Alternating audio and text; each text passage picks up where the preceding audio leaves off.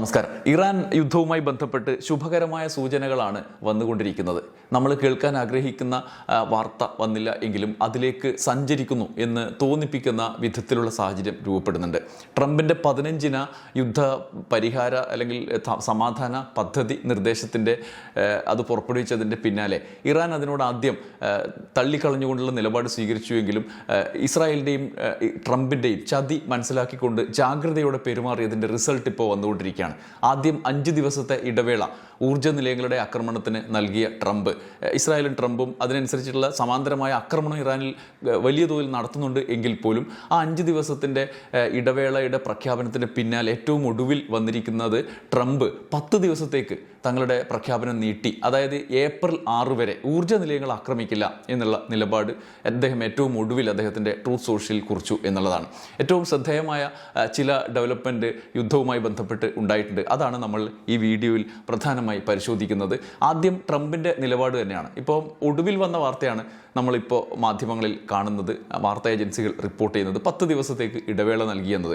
എന്നാൽ തുടർച്ചയായി വന്ന 3 നിലപാട് ശ്രദ്ധേയമാണ്. ഒന്ന്, ട്രംപ് കഴിഞ്ഞ ദിവസം പറഞ്ഞ നിങ്ങൾക്ക് ഓർമ്മയുണ്ടാവും, നെതന്യാഹു ഞാനുമായി ചേർന്ന് ആക്രമണം നടത്തിയതിന് ശേഷം വേറെ ഗതികെട്ട് ഇറാൻ അവരുടെ പരമോന്നത നേതാവാൻ എന്നെ ക്ഷണിച്ചു, എനിക്ക് സമയമില്ലാത്തതുകൊണ്ട് ഞാൻ പോയില്ല എന്നൊരു നിലപാട് അദ്ദേഹം സ്വീകരിച്ചു. അത് കഴിഞ്ഞ് കടുത്ത യുദ്ധത്തിന്, അന്തിമ യുദ്ധത്തിന് ഇറാൻ ഒരുങ്ങിക്കോളൂ എന്ന് അദ്ദേഹം പരസ്യമായി തന്നെ അദ്ദേഹത്തിൻ്റെ സോഷ്യൽ മീഡിയ പ്ലാറ്റ്ഫോമിലൂടെ വാണിംഗ് ഇറാന് നൽകുന്നത് കണ്ടിരുന്നു. കാരണം ഇറാൻ ഈ സമാധാന പദ്ധതി നിർദ്ദേശം ആദ്യം സംശയത്തോടാണ് വീക്ഷിച്ചത്. ഇപ്പോഴും അവർ പൂർണ്ണമായി അത് സ്വീകരിക്കുന്ന നിലയില്ല. കാരണം ഇറാൻ്റെ നിലനിൽപ്പാണ് ഇറാന് പ്രധാനം. അതുകൊണ്ട് ഈ 15 നിർദ്ദേശം എന്ന് പറഞ്ഞാൽ ഇറാന് മേൽ യുദ്ധം ആരംഭിക്കുമ്പോൾ അവർ ഉദ്ദേശിച്ച ലക്ഷ്യങ്ങൾ നേടിയെടുക്കുന്നതിനുള്ള കുറുക്ക് വഴിയാണ്. ഈ ഇറാൻ പ്രതിരോധിച്ചു നിന്ന് നേടിയെടുത്ത ഈ ആജ്ഞശക്തി, പ്രതിരോധ ശക്തിയെ തകർക്കാൻ വേണ്ടി കുറുക്ക് വഴിയാണ്. അതിന് മേലെ അവർ 5 നിർദ്ദേശം ഇറാന് മുന്നോട്ട് വെച്ചിട്ടുണ്ട്.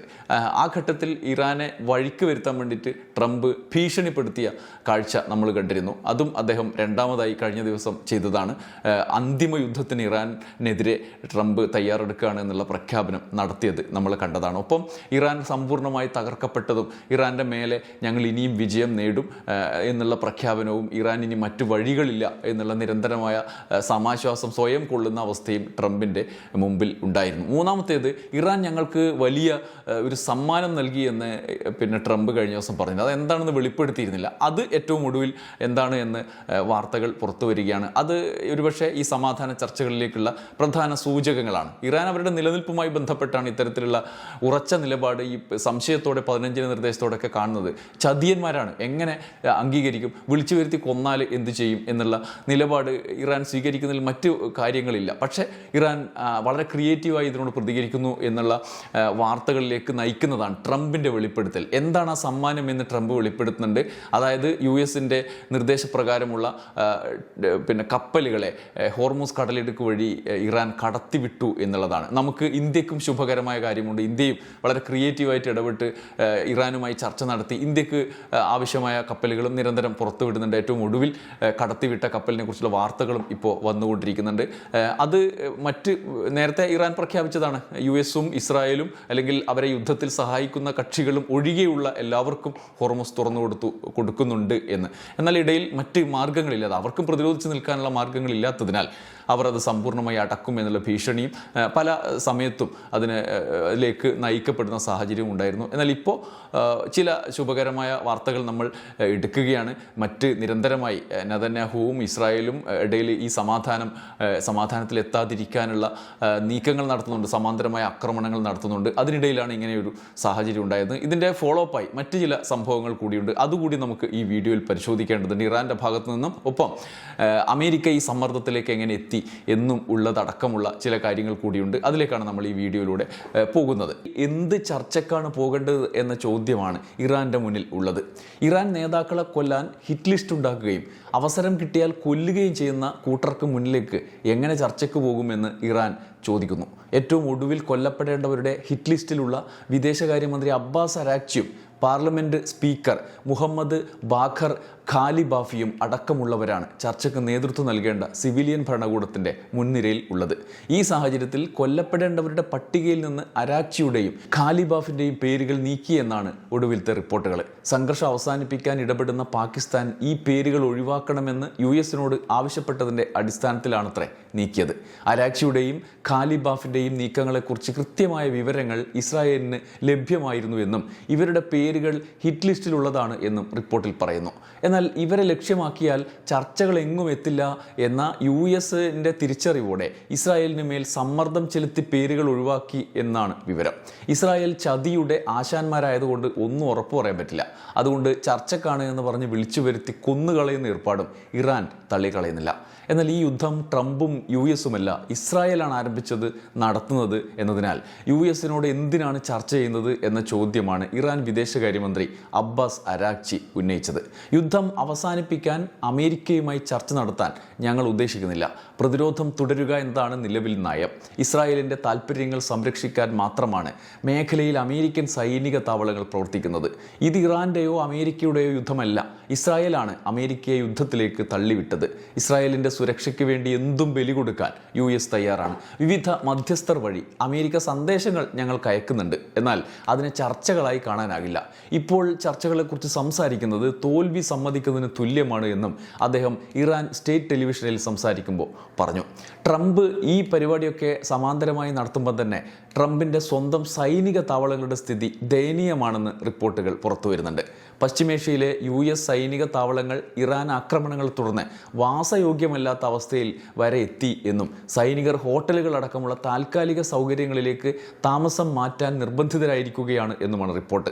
US-നെ സംബന്ധിച്ച് കണക്കാക്കാത്ത ആഘാതം രാജ്യത്തിന് പുറത്തെ നിർണായക കേന്ദ്രങ്ങളിൽ ഇറാൻ യുദ്ധം ഏൽപ്പിച്ചു എന്ന് ദ ന്യൂയോർക്ക് ടൈംസ് റിപ്പോർട്ട് ചെയ്തു. ഈ മേഖലയിലെ 13 US സൈനിക താവളങ്ങളിൽ പലതും തകർന്ന് തരിപ്പണമായി. ഇറാനോട് ചേർന്ന് സ്ഥിതി ചെയ്യുന്ന കുവൈത്തിലെ സൈനിക താവളങ്ങൾ സമ്പൂർണ്ണമായി തകർക്കപ്പെട്ടു. കുവൈത്തിലെ പോർട്ട് ഷുവൈബ, അലി അൽ സലേം എയർബേസ്, ക്യാമ്പ് ബ്യൂറിഗ് തുടങ്ങിയവ തകർക്കപ്പെട്ടു. വിമാനങ്ങളുടെ അടിസ്ഥാന സൗകര്യ സംവിധാനം, ഇന്ധന സംവിധാനങ്ങൾ എന്നിവയ്ക്ക് കേടുപാടുകൾ സംഭവിച്ചു. അമേരിക്കൻ ഉദ്യോഗസ്ഥരെ ഉദ്ധരിച്ചാണ് ന്യൂയോർക്ക് ടൈംസ് വാർത്ത റിപ്പോർട്ട് ചെയ്യുന്നത്. ഈ ആക്രമണങ്ങൾ സൈനിക വിന്യാസത്തെ തടസ്സപ്പെടുത്തുക മാത്രമല്ല, സൈനികരുടെ സുരക്ഷയെക്കുറിച്ചും ഈ സ്ഥലങ്ങളിൽ നിന്നുള്ള പ്രവർത്തനങ്ങളുടെ ഭാവിയെക്കുറിച്ചും ആശങ്കകൾ ഉയർത്തുന്നുണ്ട്. US ഇസ്രായേൽ ആക്രമണം കടുത്തപ്പോൾ പ്രതിരോധിക്കാനും തിരിച്ചടിക്കാനും ഇറാന് മുന്നിൽ പശ്ചിമേഷ്യയിലെ മറ്റ് കേന്ദ്രങ്ങളുണ്ടായിരുന്നില്ല. ആകെ ഈ സൈനിക താവളങ്ങളാണ്, US-ൻ്റെയും ഇസ്രായേലിന് വേണ്ടി പ്രവർത്തിക്കുന്നതുമായ ഈ സൈനിക താവളങ്ങളാണ് ഉണ്ടായിരുന്നത്. ഇസ്രായേലിലേക്ക് നേരിട്ട് ബാലിസ്റ്റിക് മിസൈലുകൾ അടക്കം വിട്ട് ഇറാൻ ആക്രമണം നടത്തിയിട്ടുണ്ട് എങ്കിലും US ഇറാനെ ആക്രമിക്കാൻ ഉപയോഗിക്കുന്ന സൈനിക താവളങ്ങൾ GCC രാജ്യങ്ങളിലായിരുന്നു. ഇറാൻ അതിലേക്കാണ് US-ന് എതിരായ നീക്കം നടത്തിയത്. അതുകൊണ്ട് ഇറാൻ സൗഹൃദ രാഷ്ട്രങ്ങളാണ് എന്ന ഒരു പരിഗണനയും നൽകാതെയാണ് അവിടങ്ങളിലെ US സൈനിക താവളങ്ങളിലേക്ക് ആക്രമണം അഴിച്ചുവിട്ടത്. ഒരു പരിധിവരെ US പ്രതിരോധത്തിലായതും ഈ യുദ്ധതന്ത്രത്തിൻ്റെ ഫലമായാണ്. ഖത്തർ, ബഹ്റൈൻ, സൗദി അറേബ്യ എന്നീ രാജ്യങ്ങളിലെ US ബന്ധമുള്ള കേന്ദ്രങ്ങളെ ഇറാൻ ലക്ഷ്യം വെച്ചു. US സെൻട്രൽ കമാൻഡിൻ്റെ പ്രാദേശിക ആസ്ഥാനം സ്ഥിതി ചെയ്യുന്ന ഖത്തറിലെ അൽ ഉദൈദ് എയർബേസിലുണ്ടായ ആക്രമണത്തിൽ ഒരു മർമ്മപ്രധാനമായ റഡാർ സംവിധാനം തകരാറിലായി. മുന്നറിയിപ്പ് സംവിധാനം. ഈ ബഹ്റൈനിലെ US 5th ഫ്ലീറ്റ് ആസ്ഥാനത്തെ ആശയവിനിമയ ഉപകരണങ്ങളെ ഇറാൻ ഡ്രോണുകൾ ആക്രമിച്ചു. US-നത് വലിയ ആഘാതമായി. സൗദി അറേബ്യയിലെ പ്രിൻസ് സുൽത്താൻ എയർബേസിൽ ഇന്ധനം നിറക്കുന്ന ടാങ്കറുകൾക്കും ആശയവിനിമയ സംവിധാനങ്ങൾക്കും വലിയ കേടുപാടുണ്ടായി. സൈനികരെ നിയോഗിച്ചുള്ള താവളങ്ങളിൽ നിന്ന് അവരെ മാറ്റുന്നത് ചെലവേറിയ പരിപാടിയാണ്. പ്രവർത്തനം മന്ദഗതിയിലാക്കി മുന്നോട്ട് കൊണ്ടുപോവുക എന്നത് മാത്രമാണ് US-ന് മുന്നിലുള്ള വഴി. സമ്പൂർണ്ണമായി അത് മാറ്റുക എന്നുള്ളത് പ്രാക്ടിക്കൽ അല്ലത്രേ. ഇപ്പോൾ സമാധാന ചർച്ചകളിലേക്ക് US നിർബന്ധിതമായതും പശ്ചിമേഷ്യയിൽ സംഭവിച്ച കാര്യമായ തിരിച്ചടിയുടെ സമ്മർദ്ദത്തിലാണ്. സൈനിക താവളങ്ങൾ ഇനിയും യുദ്ധം മുന്നോട്ട് കൊണ്ടുപോയാൽ സമ്പൂർണ്ണമായി തകർക്കപ്പെടും എന്നുള്ള ധാരണ US-നുണ്ട്. ഇറാൻ മറ്റൊന്നും നോക്കുന്നുമില്ല. US ഇസ്രായേൽ ബന്ധം അത് മാത്രമേ ഇറാൻ നോക്കുന്നുള്ളൂ. ഒപ്പം തിരിച്ചടിക്കാനുള്ള ഏറ്റവും അടുത്ത സൗകര്യം. ഈ സാഹചര്യത്തിൽ US-നെ സംബന്ധിച്ച് പലതും നഷ്ടപ്പെടുന്ന യുദ്ധമായി ഇറാൻ യുദ്ധം മാറി. ഏറ്റവും ഒടുവിൽ വരുന്ന റിപ്പോർട്ടുകൾ പ്രകാരം US-ൻ്റെ സ്ഥിരം ആയുധ ശേഖരത്തിൽ വൻ ഇടിവുണ്ടായി എന്ന വിവരമാണ് പുറത്തു വരുന്നത്. ഇറാനെതിരായ ആക്രമണം US-ൻ്റെ ആയുധ ശേഖരത്തിലെ പ്രധാന വെടിക്കോപ്പുകൾ കുറയുന്നതിന് കാരണമായത്രേ. നിരന്തരമായി ആയുധപ്രയോഗം തുടർച്ചയായി വേണ്ടിവരുന്നുവെന്നും അമേരിക്കൻ സൈന്യം ഇത് പ്രതീക്ഷിച്ചതല്ല നല്ലതല്ല എന്നും അതുകൊണ്ട് യുക്രൈന് നൽകാൻ കരുതിയിരിക്കുന്ന ആയുധശേഖരം ഇനി ഇറാൻ യുദ്ധത്തിന് വേണ്ടി ഉപയോഗിക്കാൻ പോവുകയാണ് എന്നും വാഷിംഗ്ടൺ പോസ്റ്റ് റിപ്പോർട്ട് ചെയ്യുന്നുണ്ട്. പേട്രിയറ്റ്, താഡ് എന്നിവയിൽ ഉപയോഗിക്കുന്ന ഇന്റർസെപ്റ്റർ മിസൈലുകൾ ഇറാനിലേക്ക് ഉപയോഗിക്കും എന്നാണ് റിപ്പോർട്ട്. നാറ്റോയുടെ നേതൃത്വത്തിലുള്ള പ്രത്യേക പദ്ധതിയുടെ അടിസ്ഥാനത്തിൽ യുക്രൈനിലേക്ക് നൽകേണ്ട ആയുധങ്ങളാണ് ഇവ എന്നും ഇങ്ങനെ വക മാറ്റുന്നതിനായുള്ള ചർച്ചകൾ നടക്കുകയാണ് എന്നും ഉദ്യോഗസ്ഥരെ ഉദ്ധരിച്ച് ന്യൂയോർക്ക് ടൈംസ് റിപ്പോർട്ട് ചെയ്യുന്നു. ഫെബ്രുവരി 28-ന് യുദ്ധം ആരംഭിച്ചതിന് ശേഷം US സെൻട്രൽ കമാൻഡ് 9000-ലധികം കേന്ദ്രങ്ങളിലേക്കാണ് ആക്രമണം നടത്തിയത്. US-ഉം സഖ്യകക്ഷികളും 800-ലധികം പേട്രിയറ്റ് മിസൈലുകൾ ഉപയോഗിച്ചതായാണ് യുക്രൈൻ പ്രസിഡന്റ് വ്ളാദിമിർ സെലൻസ്കി അതിനിടയിൽ അവകാശപ്പെട്ടത്. റഷ്യയുമായുള്ള യുദ്ധത്തിൽ 4 വർഷത്തിനിടയിൽ യുക്രൈൻ ആകെ കൈവശം വെച്ച ശേഖരത്തെക്കാളും വലുതാണത്രേ ഇത്. ഇത്രയധികം ആയുധങ്ങൾ ഉപയോഗപ്പെടുത്തിയ യുദ്ധം പക്ഷേ US-ന് ഇപ്പോഴും കാര്യമായ നേട്ടമുണ്ടാക്കിയില്ല, കുരുക്കായി തുടരുകയും ചെയ്യുന്നു. ഇറാന്റെ തന്ത്രപൂർവമായ ഇടപെടലിൻ്റെ വിജയം കൂടിയായി ഈ യുദ്ധത്തിലെ നിലവിലെ സാഹചര്യം വിലയിരുത്തപ്പെടുന്നുണ്ട്. ആയുധശേഖരത്തിലെ ഇടിവും പ്രത്യാക്രമണങ്ങളിൽ ഇറാൻ കാണിച്ച ജാഗ്രതയും സാമ്പത്തിക പ്രതിസന്ധിയും ഒക്കെ ഉയർത്തിയ സമ്മർദ്ദത്തിൻ്റെ ഒടുവിലാണ് പരാജയ തുല്യമായ നിലയിൽ ട്രംപ് സമാധാന ചർച്ചകളുടെ വാതിൽ തുറന്നിട്ടത്. ഇങ്ങനെയാണ് വിലയിരുത്തലുകൾ വരുന്നതും. ഇനി ഈ ചർച്ച ട്രംപിൻ്റെ ഭീഷണിയിലേക്ക് വഴിമാറുന്നു. പതിവ് രീതിയാണ് ട്രംപിന്. തങ്ങൾക്ക് വഴങ്ങാത്ത ഇരിക്കുമ്പോൾ ഏത് ഗതികെട്ട സമയത്തും ഒടുവിൽ ലോക പോലീസാണെന്ന ബോധ്യത്തിൽ ഭീഷണി ഉയർത്തും. ഇപ്പോൾ ഇറാനു മുന്നിൽ ട്രംപ് വെച്ചിരിക്കുന്നതും ഈ ഭീഷണിയാണ്. ഇനി ഈ 15 നിർദ്ദേശങ്ങൾക്ക് വഴങ്ങിയില്ലെങ്കിൽ അവസാന യുദ്ധത്തിനായി ഒരുങ്ങിക്കോ എന്നുള്ള ഭീഷണി. അതിന് ട്രംപ് ഏത് മട്ടിലാണ് നീക്കം നടത്തുക എന്നുള്ളതാണ് ലോകം ഇനി ഉറ്റുനോക്കുന്നത്. ഇറാൻ്റെ തിരിച്ച് പ്രതികരണം ഇനി ബാക്കിയുള്ള ദിവസങ്ങളിൽ 5 ദിവസത്തേക്കാണ് ട്രംപ് അന്ത്യശാസനം നൽകിയത്. 15 നിർദ്ദേശം പരിഗണിക്കാനുള്ള സമയം നൽകിയത്. അതേസമയം സമാന്തരമായി ഇറാനും ഈ തിരിച്ചടികളെയും നേരിടേണ്ടി വരുന്നുണ്ട്. ആത്യന്തികമായി ഒടുവിൽ വരുന്ന വാർത്തകൾ നമുക്ക് ഒരുപക്ഷെ യുദ്ധ സമാധാനത്തിലേക്ക് ഈ യുദ്ധ സാഹചര്യം നയിക്കപ്പെടുന്നുണ്ട് എന്നുള്ള ആഹ്ലാദകരമായത് എന്ന് പറയാൻ സമ്പൂർണ്ണമായി പറ്റില്ലെങ്കിലും ശുഭസൂചന നൽകുന്ന റിപ്പോർട്ടുകൾ തന്നെയാണ്. യുദ്ധം എത്രയും പെട്ടെന്ന് അവസാനിക്കട്ടെ, നല്ലത് സംഭവിക്കട്ടെ. നന്ദി, നമസ്കാരം.